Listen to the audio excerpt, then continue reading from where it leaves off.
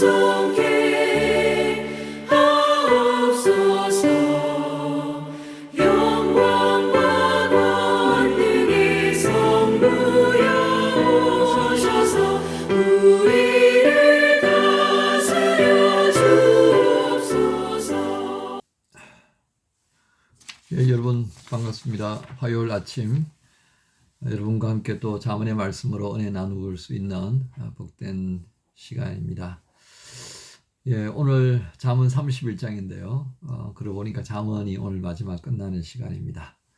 여러분 이 잠언을 통하여서 하나님께서 우리에게 주시는 이 지혜의 말씀들 얼마나 또 익혀서 생활에 적용하고 있는지요.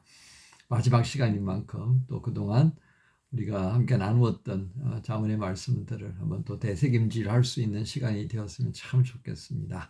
오늘 잠언 31장 1절부터 10절까지만 우리 함께 말씀 봉독하십시다.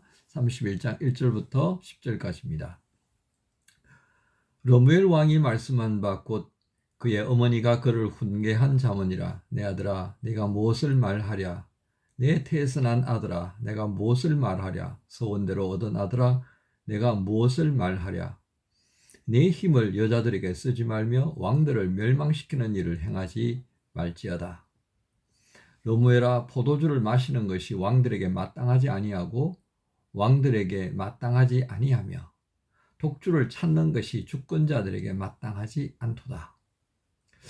술을 마시다가 법을 잊어버리고 모든 공관자들의 송사를 굽게 할까 두려우니라. 독주는 죽게 된 자에게, 포도주는 마음에 근심하는 자에게 줄지어다. 그는 마시고 자기의 빈궁한 것을 잊어버리겠고 다시 자기의 고통을 기억하지 아니하리라. 너는 말 못하는 자와 모든 고독한 자의 송사를 위하여 입을 열지니라. 너는 입을 열어 공의로 재판하여 곤고한 자와 궁핍한 자를 신원할지니라. 누가 현숙한 여인을 찾아 얻겠느냐. 그의 값은 진주보다 더하니라. 아멘. 오늘 말씀의 제목을 10절에 있는 중심 구절을 두어서요. 이렇게 한번 정해봅니다. 지혜로운 여인으로 인한 복. 지혜로운 여인으로 인한 복. 중심 구절은 10절. 누가 현숙한 여인을 찾아 얻겠느냐. 그의 값은 진주보다 더하니라. 오늘 등장하는 잠언의 시작은 러무엘 왕을 훈계했던 그 어머니의 교훈을 이제 기록했다. 뭐 이런 내용입니다. 그런데 이 러무엘 왕이 누군가를 보면 잘 몰라요. 뭐 어떤 사람들은 솔로몬 왕 뭐 이렇게 얘기하는 사람도 있는데 글쎄요. 러무엘은 한 나라의 왕을 칭하는 것인데요. 이름의 뜻은 하나님을 위한 자, 뭐 혹은 하나님께 바친 자의 뭐 이런 내용입니다. 하나님께 바친 자. 그러니까 저는 솔로몬이라고 특정하지 않고요. 남한국 유다의 왕들을 칭할 때 사용하지 않았나. 어떤 특정한 왕을 이야기하기는 그러니까 그 왕의 어머니가 왕에게 훈육하면서 했던 그런 지혜의 교훈이었다. 이렇게 정리할 수가 있겠습니다. 성경은 우리가 읽다 보면요, 때때로 우리가 알 수 없는 제3자를 등장시키면서 그렇게 그에게 전하는 내용으로 말씀을 하실 때가 있단 말이죠. 이제 그런 경우가 이 잠언 31장에 해당한다. 이제 그렇게 보시면 되겠습니다. 자, 오늘 왕을 향해서 훈계하고 있는데요. 자, 이 러무엘 왕의 어머니가 몇 가지를 당부합니다. 첫 번째는 3절에 보면 여자들에게 너무 힘을 쓰지 마라. 이제 왕들은 그 당시에 많은 왕비, 그 다음에 후궁들, 뭐 굉장하잖아요. 그 중에 제일 많은 사람이 솔로몬입니다. 그래서 왜 제가 아까 솔로몬 왕이 아니다, 솔로몬 왕이라고 이렇게 특정할 수 없느냐면 솔로몬이 정말 난감하잖아요. 여러분. 또 나중에 또 말씀드리겠습니다만은 다윗 왕과 솔로몬 왕을 이어가면서요, 이 완전히 남한국 유다가 이 우상 숭배를 완전히 뒤덮여 버립니다. 정략 결혼이 문제가 됐던 거죠. 그러니까 그렇게 하는 것이 결국은 좋지 못하다라고 하는 얘기를 지금 여기 러무엘 왕의 어머니가 하는 교훈 속에 담겨 있다 하겠습니다. 이게 참 아이러니다, 그죠?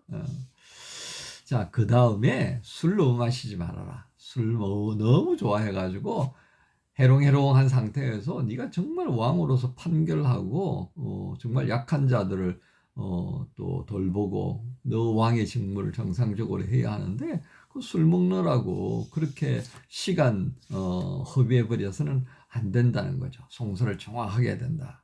그래서 8절을 볼까요? 너는 말 못하는 자와 모든 고독한 자의 송사를 위하여 입을 열지라. 너는 입을 열어 공의로 재판하여 곤고한 자와 궁핍한 자를 이게 왕의 본래 목적인 거예요. 왜냐하면 본래 이스라엘 공동체는 신정 체제였어요. 하나님께서 직접 다스리시면서 필요한 사람들 때때로 세우잖아요. 그 구체적인 예가 이제 요수아가 죽고 난 다음에 사사들을 세워가는 장면입니다.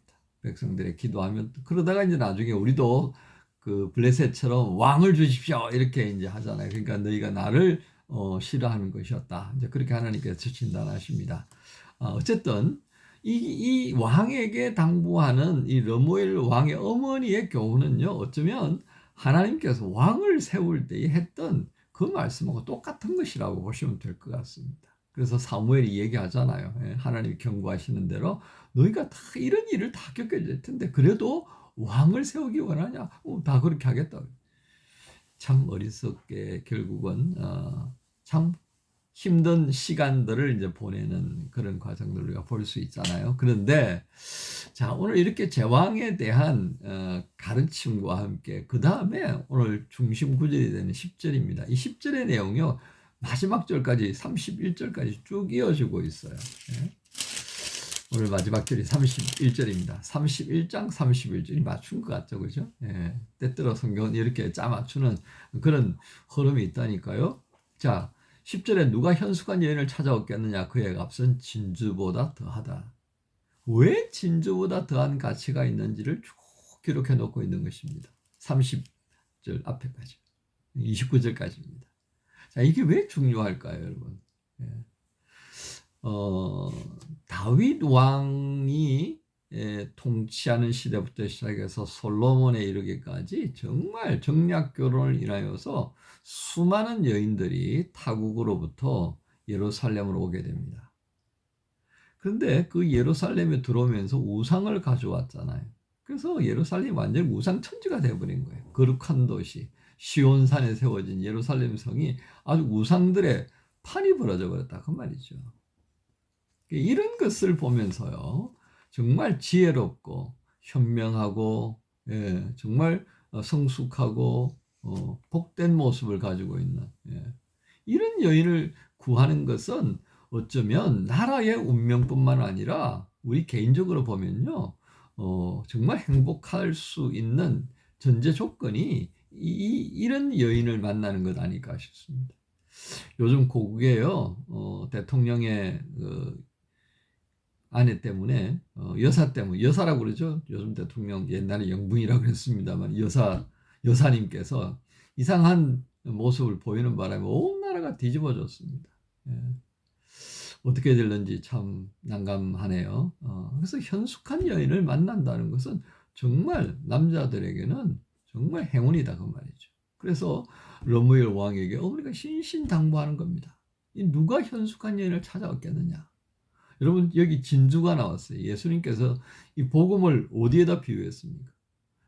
하나님 나라를 얘기할 때 이 진주를 찾아다니는 장사에게 비유했습니다. 그래서 좋은 진주를 찾으면요, 가진 것을 다 팔아가지고 그 진주를 얻는 거예요. 이게 가치가 있는 겁니다. 그 가치를 오늘 11절부터 쭉 나열하고 있는 거죠. 이거 참 굉장한 부분이 되겠습니다. 근데 요즘 어때요? 현숙한 여인보다는 현숙한 것보다는 아름다운 여인을 다 찾는 거야. 아름다운 여인. 그러니까 이제 그냥 뭐 저희 결혼할 때만 하더라도 다 뭐 이 성형 부분은 별로 고려 대상이 없었잖아요, 그죠? 근데 요즘은 뭐 눈은 기본, 그죠? 그거 가지고 뭐 성형했다 이 얘기 자체를 안 하잖아요. 코 세우고 광대뼈 깎고 그 나중 부작용 나고 입술 다듬어서 입술 이상하게 돼버리고.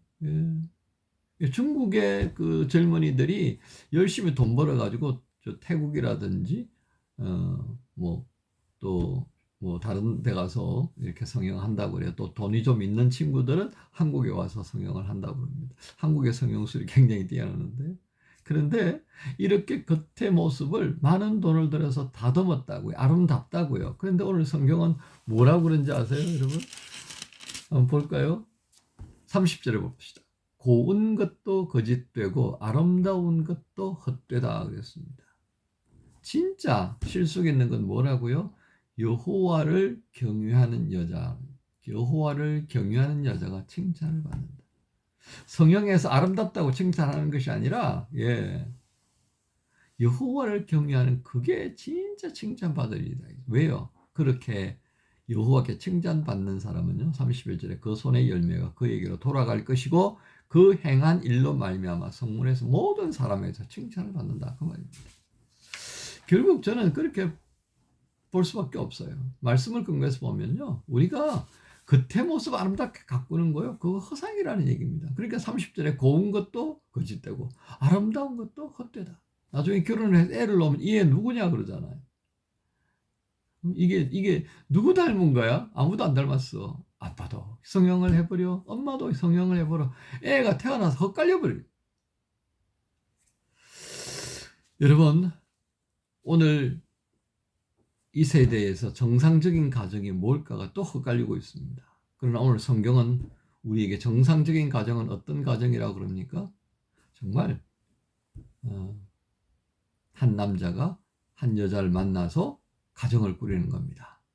건강한 신앙을 가지고 있고 건강한 시민의식을 가지고 있는 남자와 건강한 신앙과 건강한 시민의식을 가진 현숙한 여인, 두 사람 다 지혜로워야죠. 그 지혜가 어디서 나온다고요? 하나님을 경외하는 것에서부터 비롯된다라고 하는 것을 우리가 기억하십시다. 또 한 걸음 더 나아가서요, 우리는 예수 그리스도 안에서 하나님의 왕자가 되고요, 하나님 나라의 공주가 된 사람들입니다. 다 제왕적인 혈통이 이제 부여된 거예요. 그 제왕적인 자리에 있는 사람들이 세상의 풍조를 따라서 이렇게 저렇게 휩쓸려가면서 겉모습이나 다듬고, 그 대신에요, 그 겉모습 다듬을 돈 가지고요, 겉만 신경 쓸 게 아니라 속도 조금 챙겼으면 참 좋겠습니다.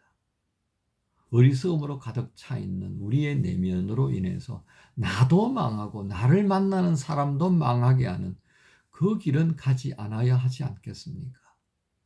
한자로요, 사람인자는 이렇게 서로 버팅겨주는 그런 글자로 되어 있습니다.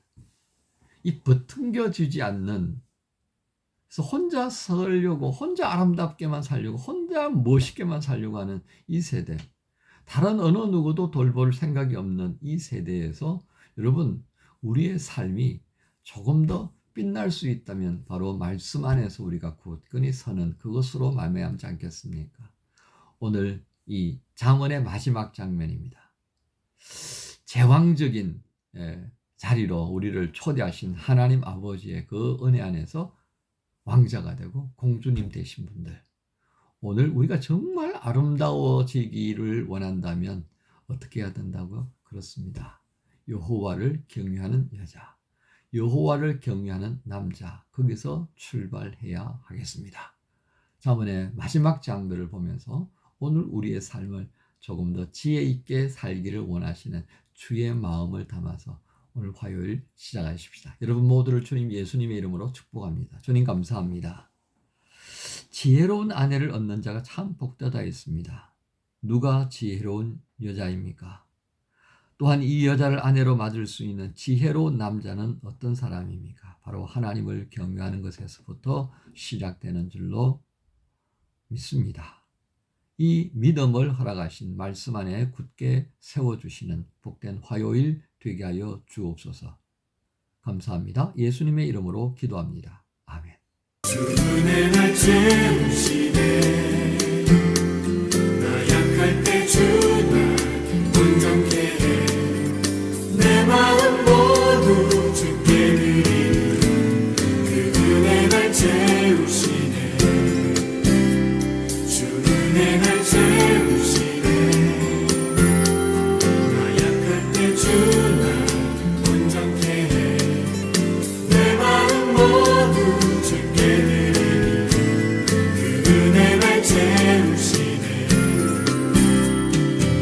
주님의 약속을 의지하니 그 사랑 날 붙드시네.